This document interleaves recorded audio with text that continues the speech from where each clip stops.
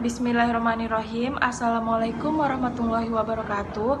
Nama saya Kadisa Rizky Ananda. Di sini kami dari kelompok 13 akan mempresentasikan hasil diskusi kami yang berjudul Teologi Tanah. Jadi yang pertama akan saya yang menjelaskan dan selanjutnya nanti akan dilanjutkan oleh Alipa. Jadi untuk mempersingkat waktu langsung saja ke pembahasannya. Apa yang dimaksud dengan teologi tanah? Dan pentingkah kita memahami teologi tanah? Dan apa kaitannya dan apa hubungannya dengan ekonomi Islam? Mengapa tanah tidak menjadi pembahasan ahli kalam? Jawabannya itu ada dua. Yang pertama, pada zaman awal atau pada zaman dahulu, tanah itu tidak menjadi persoalan penting. Dan di dalam konteks ekonomi pun, tanah itu juga tidak menjadi persoalan penting untuk dibahas gitu. Dan pada zaman dahulu juga tanah itu terhampar luas dan hanya sedikit yang mengakui itu sebagai miliknya gitu. Dan juga menariknya pada zaman dulu itu tanah itu di dalam masyarakat itu tidak ada muncul hasrat untuk menjadi tuan tanah. Dan zaman dahulu juga tidak ada tuh muncul konflik tentang tanah ataupun muncul perebutan lahan, dan juga tidak ada peperangan-peperangan yang disebabkan oleh tanah. Itu zaman dahulu tuh dulu tidak ada gitu. Alasan kedua yaitu tanah belum bernilai ekonomis, dan tanah itu menjadi mahal jika di atasnya ada produksi menjadi mungkin jika ada investasi. Tanah menjadi bermakna jika menjadi nilai tambah untuk kehidupan manusia. Dan zaman dahulu pun juga tanah itu hanya digunakan untuk pertanian dan peternakan gitu, dan tidak lebih dari itu. Saat ini pun keadaannya itu jauh lebih berbeda dari dahulu gitu. Lebih-lebih paham kapitalisme pun juga sudah merasuki alam pikiran tuan tanah. Dan sekarang pun juga tanah itu dijadikan sebagai alat produksi dan juga menjadi untuk perkembangan bisnis gitu. Dan pun sekarang orang-orang tuh mikirnya tuh memiliki tanah sama dengan memiliki modal gitu. Dan fungsi-fungsi sosial tanah pun juga udah hilang gitu. Tanah yang semula diciptakan Tuhan untuk kehidupan manusia dan untuk membuat hidup manusia lebih mudah, bergeser menjadi alat yang dikuasai oleh manusia. Bahkan sekarang itu tanah itu menjadi alat kekuasaan, alat politik, dan lain-lain. Dan juga sekarang itu nilai ketuhanan, nilai dimensi ketuhanan tanah itu menjadi hilang sama sekali. Sampai di sini keberadaan tanah pun sesungguhnya sudah keluar dari filosofis keberadaannya. Dan tanah yang semulanya dianugerahkan untuk menjadi lahan prestasi kekhalifahan dan kehambaan sudah bergeser menjadi kapital yang menguntungkan sekelompok orang. Dan juga tanah itu sekarang menjadi alat untuk penindasan dan pengeksploitasi manusia lainnya gitu. Dan teologi tanah ini setidaknya berupaya untuk mengembalikan tanah kepada fungsi asasinya gitu. Tanah yang tidak boleh dilepaskan dari sang pemilik tanah itu sendiri. Pemanfaatan tanah pun juga harus sejalan dengan sang pemiliknya gitu. Secara teologis, manusia diciptakan oleh tanah dan akan kembali ke tanah. Itu artinya manusia tidak bisa dipisahkan dari tanah dan akan kembali ke tanah gitu. Di mana bumi dipijak, di situ langit dijunjung, dan di situ juga pribadi ditanam. Tanah tidak hanya berfungsi sebagai alat produksi, tetapi juga sebagai tempat bersemayam di kala mati. Dalam budaya lokal kita, tanah itu memiliki sifat religius, yang artinya tanah memiliki sifat religius yang berproses dalam pertautan sejarah yang sangat panjang dan tidak terputus. Dan itu yang diyakini selama ini gitu. Dan salah satu contohnya itu adalah salah satu suku Kaili yang berada di Sulawesi Tengah, yang meyakini bahwa tanah itu adalah ibarat manusia. Selanjutnya adalah pandangan Islam tentang tanah. Islam berangkat dari pandangan yang berbeda sama sekali, yaitu Islam melihat bahwa bumi dan langit beserta yang ada di dalamnya dan seluruh alam raya ini adalah milik Allah Subhanahu wa Ta'ala, dan Allah adalah pemilik tunggal dan tidak ada syarikat di atasnya gitu. Apa yang dapat dimiliki manusia? Segelintir dari kekayaan Allah Subhanahu wa Ta'ala yang berupa harta, benda yang dikaruniai kepadanya, pemberian Allah Subhanahu wa Ta'ala yang dikuasakan kepadanya gitu. Hakikatnya manusia bukan pemiliknya, melainkan dimilikan Allah Subhanahu wa Ta'ala. Selanjutnya, contoh sederhananya itu di dalam fikih, kita dalam wudhu tanah atau debu tanah itu dijadikan alternatif jika mau berwudhu itu tidak ditemukan air gitu. Selanjutnya adalah tanah dan peradaban. Pemikiran bin Nabi bahwa baginya peradaban itu adalah sebuah keperluan sosial untuk kemajuannya pada setiap tingkatan dan perkembangannya gitu. Semenjak dari kanak-kanak hingga sampai tua. Bin Nabi juga menjelaskan bahwa peradaban adalah sebuah kebangkitan intelektual atau spiritual dan bisa juga sebagai wahyu yang turun dari langit. Makanya itu manusia itu mempunyai peraturan dan perundang-undangan. Peradaban juga menjelaskan tentang aspek terdalam dari manusia. Yang pertama itu ada akidah, terus roh, moral, akal dan tingkah laku yang berasal dari agama. Nabi ingin menegaskan nafas atau ruh peradaban itu sesungguhnya adalah agama. Perwujudannya itu jelas akan ditentukan manusia itu, dan kalaupun kalbunya baik, nafsnya bahagia, maka kehidupannya akan bahagia gitu. Dan pada gilirannya pun peradaban yang akan lahir adalah peradaban yang agung gitu. Assalamualaikum warahmatullahi wabarakatuh. Saya Alifa Adra Siregar. Saya akan melanjutkan tentang teologi tanah. Tanah dalam perspektif ekonomi. Dalam perspektif ekonomi Islam, tanah termasuk ke dalam faktor-faktor produksi. Beberapa penulis telah menguraikan kajiannya terhadap tanah dengan menggunakan ragam perspektif. Tentu saja perbedaan tingkat keluasan dan kedalamannya sangat berbeda-beda antara yang satu masuk ke dalam faktor-faktor produksi. Beberapa penulis telah menguraikan kajiannya terhadap tanah dengan menggunakan ragam perspektif. Tentu saja perbedaan tingkat keluasan dan kedalamannya sangat berbeda-beda antara yang satu dengan yang lainnya. Sebut saja M. Amanan, misalnya, menjelaskan tanah dalam kajian tentang faktor-faktor produksi. Taqiyuddin An-Nabhani dalam karyanya Nizam al-Iqtisad fi al-Islam juga mengkaji persoalan tanah dalam pembahasan hukum-hukum tanah.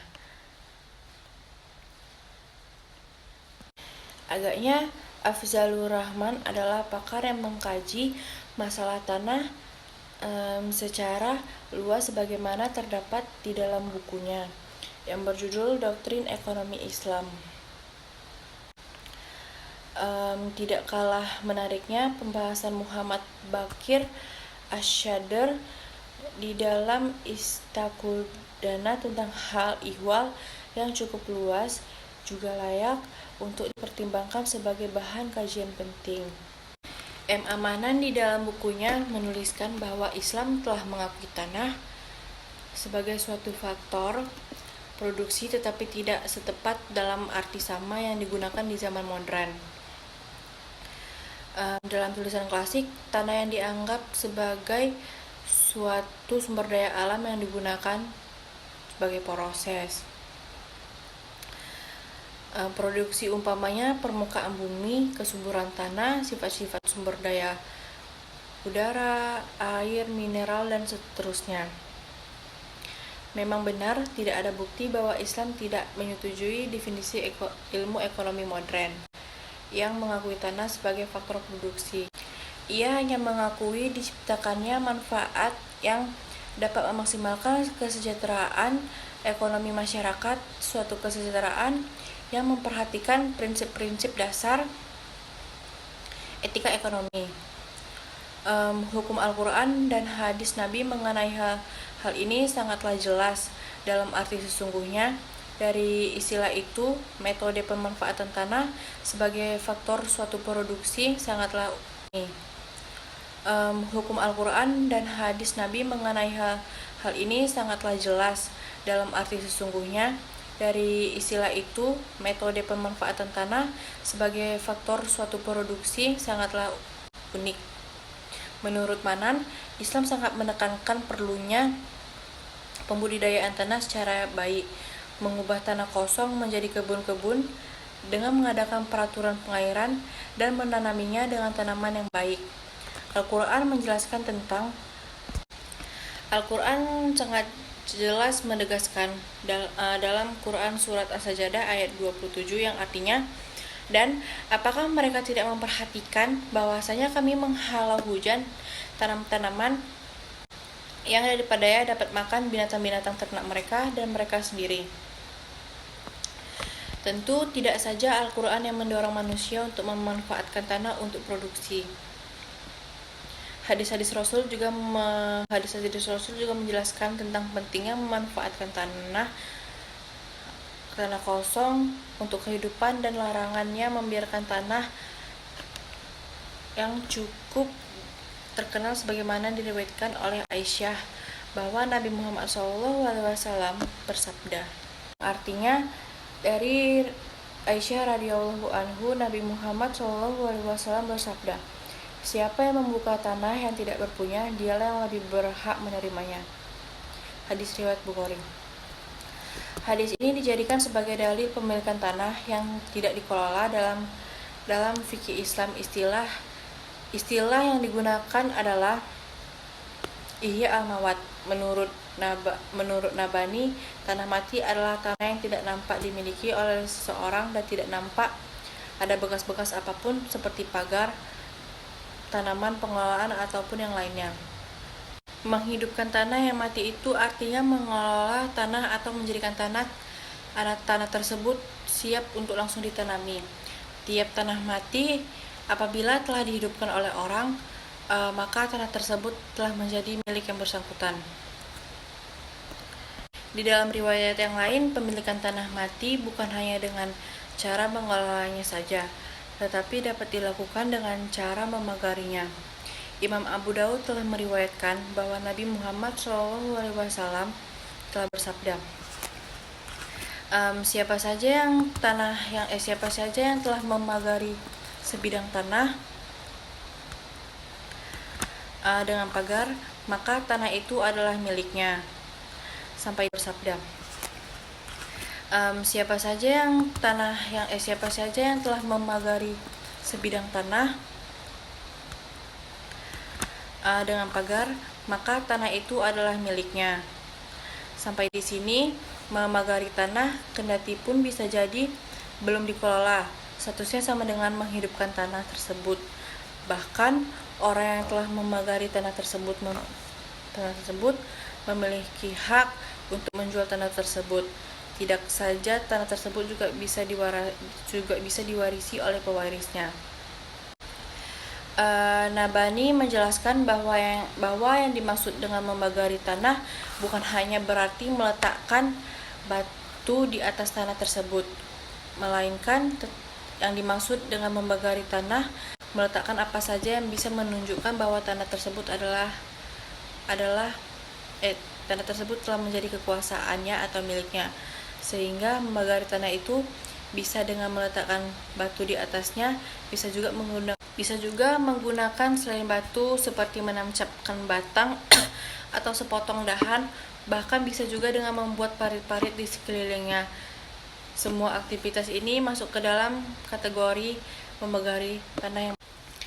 Pemikir yang mengaitkan masalah tanah dengan teologi untuk menyebut diantaranya adalah Hasan Hanafi, Zaid al-Ijtihad telah menulis tesis di UIN Sunan Kalijaga yang berjudul tentang teologi tanah atau studi atas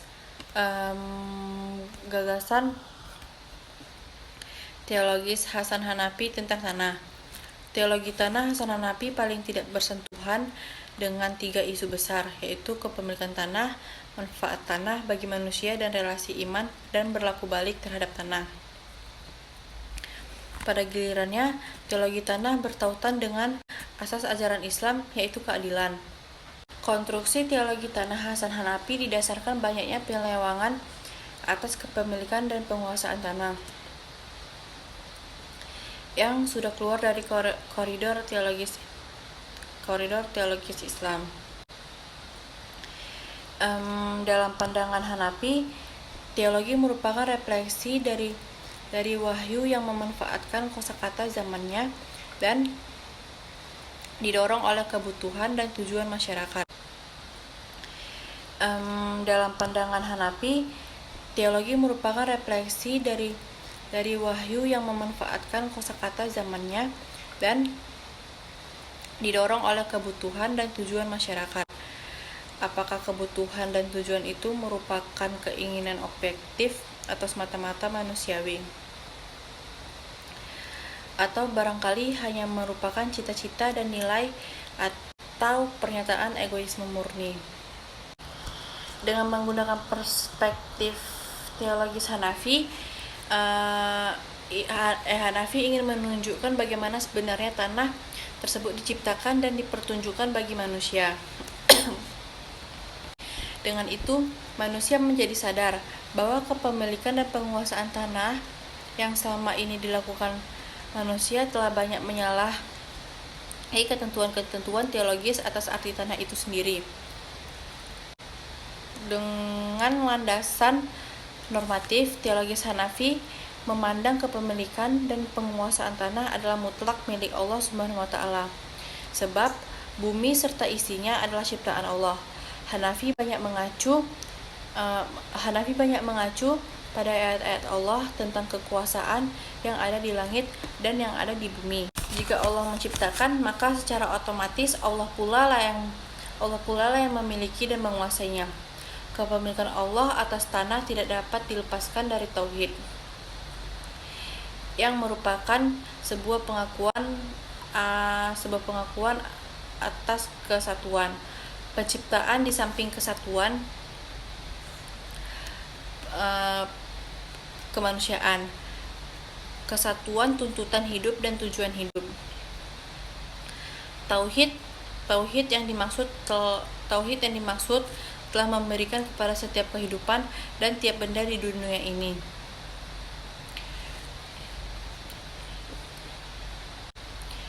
Suatu arti hubungannya dengan gerak penciptaannya yang dilakukan oleh Allah Subhanahu wa taala.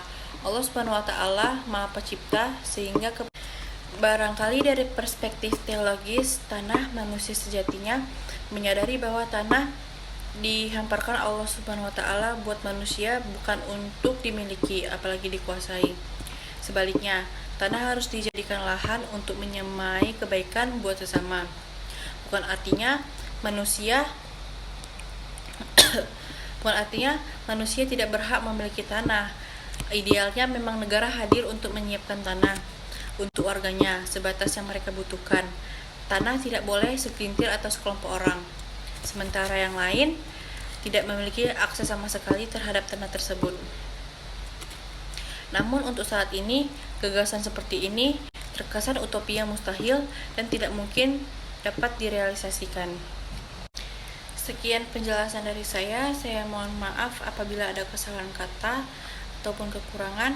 Wassalamualaikum warahmatullahi wabarakatuh. Segitu saja dulu hasil presentasi kami. Jika ada salah-salah kata mohon dimaafkan dan kami berharap teman-teman dapat memahaminya. Billahi taufik walhidayah. Wassalamualaikum warahmatullahi wabarakatuh.